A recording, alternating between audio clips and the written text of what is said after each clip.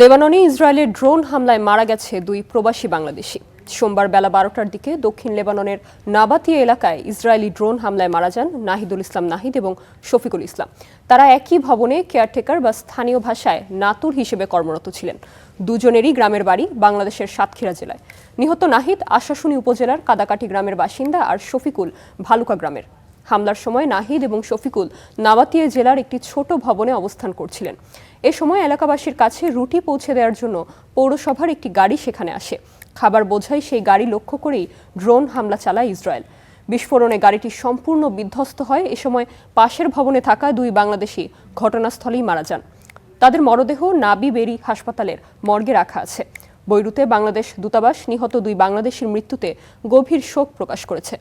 নাহিদ ও শফিকুলের মরদেহ দেশে পাঠানোর বিষয়ে কাজ করছে দূতাবাস। ইসরায়েলি হামলায় গত মাসে দীপালি বেগম নামে আরেক বাংলাদেশি শ্রমিক মারা যান। সম্প্রতি তার মরদেহ দেশে এসেছে।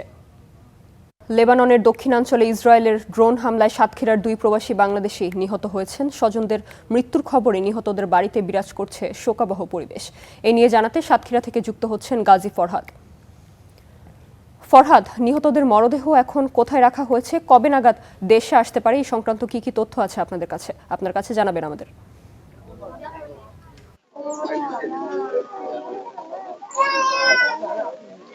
নুসরাত, আপনাকে ধন্যবাদ।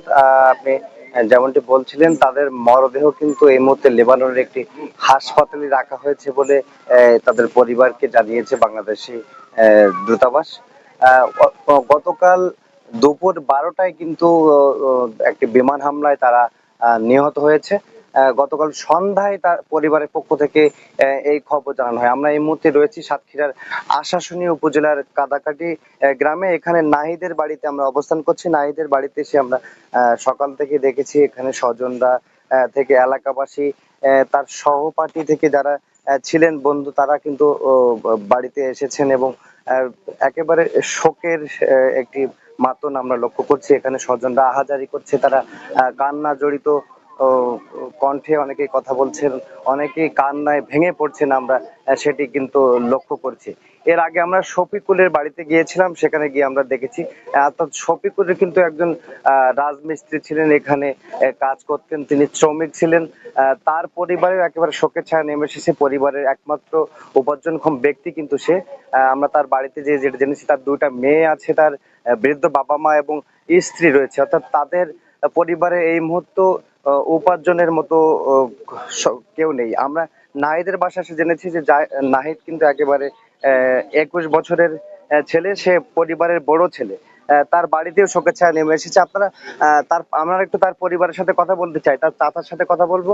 আপনারা দ্রুত সময়ের মধ্যে যাতে লাশ আপনাদের কাছে পৌঁছানো হয় এই দাবি করছিলেন, তো আপনাদের কি জানানো হয়েছে সরকারের?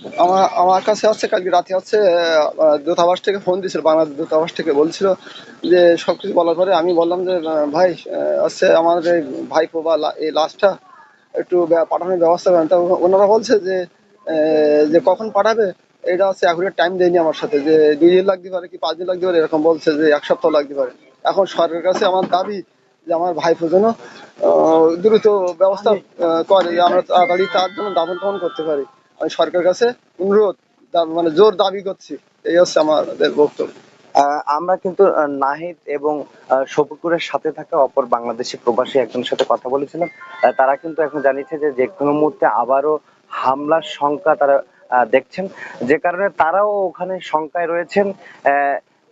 এই কারণে লাস্ট কখন আসবে সেটি নিয়ে যে শঙ্কা রয়েছে, পরিবারের পক্ষ থেকে জানানো হচ্ছে যে দ্রুত সময়ের মধ্যে যাতে সরকার উদ্যোগ নিয়ে তাদের লাশ ফিরিয়ে আনে, তাদের কাছে পৌঁছে দেয়, সেই দাবি তারা করছেন। তো এই ছিল সাতক্ষীরা থেকে আমার কাছে সর্বশেষ।